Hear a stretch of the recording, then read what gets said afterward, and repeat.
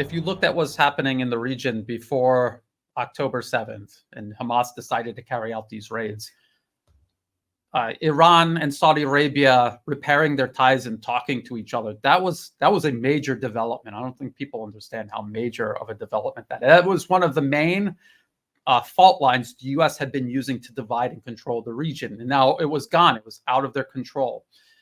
So they were repairing their relations. Syria was normalizing its relationship with the Arab world. They're also now talking with Turkey. And people have to remember, because there was also a process of normalization between Israel and the rest of the region. People said, well, if you normalize with Israel, you're normalizing the occupation. Well, look at Syria. They're normalizing their relationship with the Arab world and Turkey, even though they still have territory that is being occupied, including by Turkey. And they're still fighting militants who are primarily being sponsored and armed by elements across the Arab world.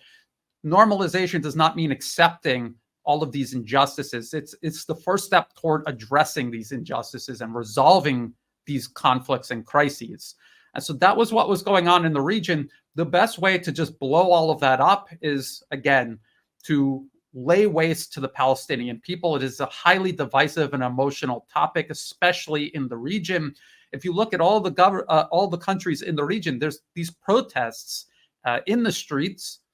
Some of these protests are going to obviously involve elements connected to the Muslim Brotherhood and other extremist groups that the U.S. uses to divide and control the region. They're going to put pressure on the governments in the region to act. And if they don't, it may cause instability inside these countries themselves. Very similar to what happened during the Arab Spring, which again was a U.S. engineered region-wide destabilization. The Israeli brutality, I think, is part of the plan. The brutality against the Palestinian people, that is part of the plan. That is one of the most essential ingredients for what the U.S. is trying to cook up in the region right now, which is instability, political instability, and diplomatic instability. Although I would say that in a way they're failing. We just saw Syria, the Syrian president, Iranian representatives, all in Saudi Arabia. They're all talking to each other in Saudi Arabia with the Saudis and others across the Arab world. So the idea that this was going to undo the repairing of relations that has been happening, that has not materialized. And the fact that the West might do something that doesn't work. I mean, look at their proxy war in Ukraine. Everything they're doing is desperate, dangerous, and unlikely to succeed. But it's just a matter of how much death and destruction they will cause while they try all of these different options. So they've been destroying Europe, Eastern Europe, the rest of Europe in their proxy war with Russia and Ukraine. Now they're trying to destroy the Middle East by encouraging Israel to erase Gaza. And they're going to start stirring things up here in Asia Pacific, where I am based. And I just want people to realize if the process of normalization and stabilization continued in the Middle East, eventually it would set the stage for a two-state solution, which the current administration in Israel did not want. And so this was like their last desperate gambit to just erase Gaza entirely, so that in the future, even if things do normalize, there is no Gaza to be part of the two-state solution. I don't know if they're going to succeed in that part or not. But that's what they're going for. And so, again, like you say, Scott, people need to see this for what it is, and they need to understand the reality. There are certain wars that you cannot fight and win. People were, they like my analysis when I talk about Ukraine because Russia is winning and they want to see Russia win. Although there had been certain junctures, the withdrawal from Kherson City, for example, where people were upset that I was saying these things, but it was reality. It was what was happening on the ground. And now we see very unpleasant things taking place in Gaza. Tragic.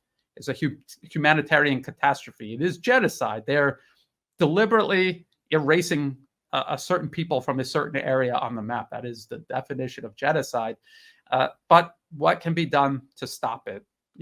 Israel is a nuclear armed proxy of the U.S. The U.S. itself is armed with nuclear weapons.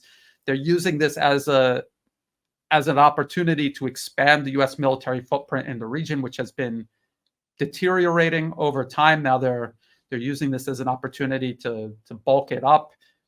So this is what's happening. It's every once in a while, you're going to have major setbacks. This is going to be a major setback. So Scott mentioned a few times that Gaza will be most likely, and I think you agreed, Brian, that Gaza will most likely cease to exist.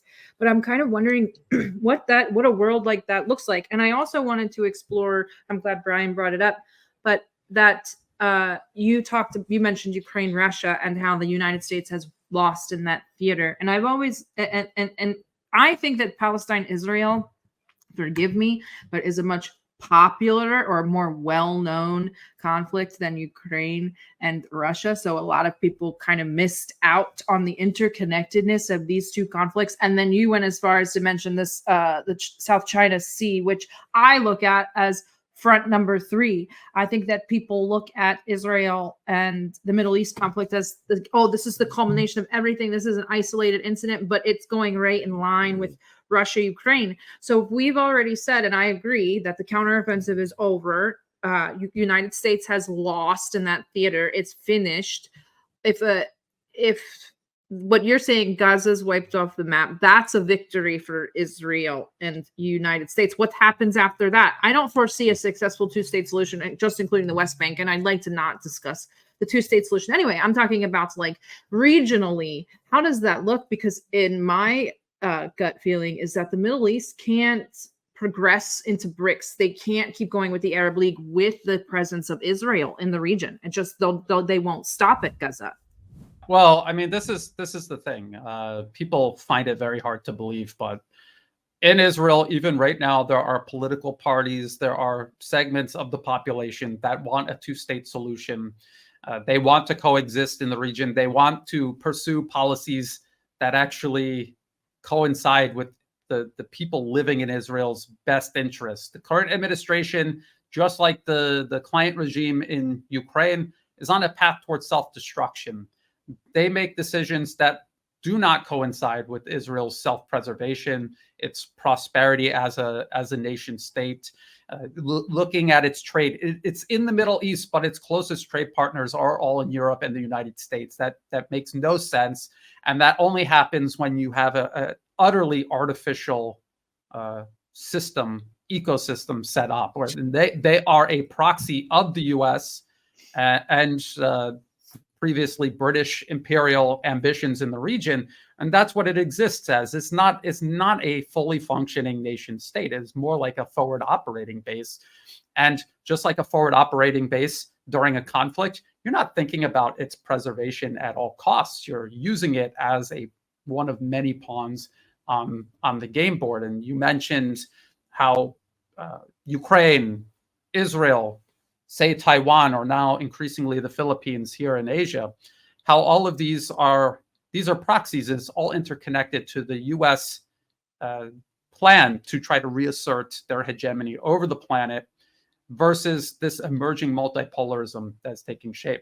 People find it hard to believe, but if the Arab world and others in the region, Turkey, Iran, and then by extension Russia and China, if they're able to contain this atrocity that Israel is carrying out with full U.S. backing, again, people have to remember, at any point, if the U.S. really wanted to make good on their rhetoric about Israel should show restraint, stop sending them weapons. Almost all the weapons that they're using right now against the Palestinian people are coming in from the United States. So that, if they wanted to exercise some leverage over Israel, they could turn on and off the weapons spigot, but they won't, because this is what they want. They just want to present themselves as rational and reasonable to the world, while all along they know they'll benefit from this. The more chaos they create, just as Scott said, the more chaos they'll have to exploit and use to reshape the region.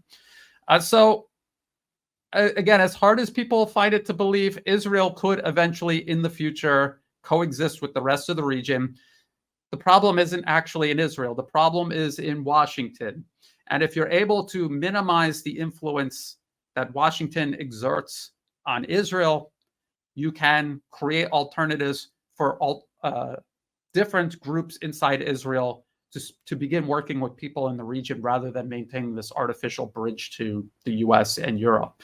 And that includes a process of normalization. And we see Russia and China doing the exact same thing to many other countries around the world. I keep going back to Turkey. It's a NATO member, but look at how they're pivoting away from the West toward the East, despite being a NATO member. Look at that process. And look at how much both Russia and China have had to tolerate that Turkey had been involved in the Uyghurs in Xinjiang in Western China. That movement had been backed partially by Turkey and also Saudi Arabia. And remember, Saudi Arabia had been helping sponsor the proxy war in Syria that was killing Russian soldiers. But look at how Russia and China have been trying to build better relationships with both Turkey and Saudi Arabia and how it's paying off now. That same process can take place regarding Israel. Again, people have to separate their emotions. There's a lot of people who say, I don't want a two-state solution because I hate Israel and I don't want Israel to exist. Well, is that realistic? Because Israel has nuclear weapons, they have a powerful military, and right now they have the full backing of the United States. Under what scenario do people imagine Israel will cease to exist? I really can't see any possible scenario where that will happen. But I can see a possible scenario where a two-state solution is possible. That's what Russia and China want. That's what the international community demand. That's what international law demands. And I think that there are steps toward that. But right now, there are extremists running Israel, just like you have extremists running Ukraine. And as long as that is the reality, then this conflict will persist. Just like Russia is changing facts on the ground, not just in Ukraine itself, but in the region regarding Europe, their ability to weather sanctions and the sanctions backfiring in the face of all of Europe and the US, they will be able to change that reality. Eventually, the client regime in Kiev is not going to be sustainable. The same goes for Israel. It is unsustainable. U.S. hegemony around the globe is not sustainable. That's why we see these desperate and dangerous options being exercised by the U.S. So it's a matter of time, and it requires patience. Russia and China have that patience. Ordinary people watching this, they do not, and I understand why they do not. It's human nature. But if we want to talk about realistically what's going to happen, we have to think in the longer term, and the game of patience that Russia and China and other nations in the region are going to use to their advantage.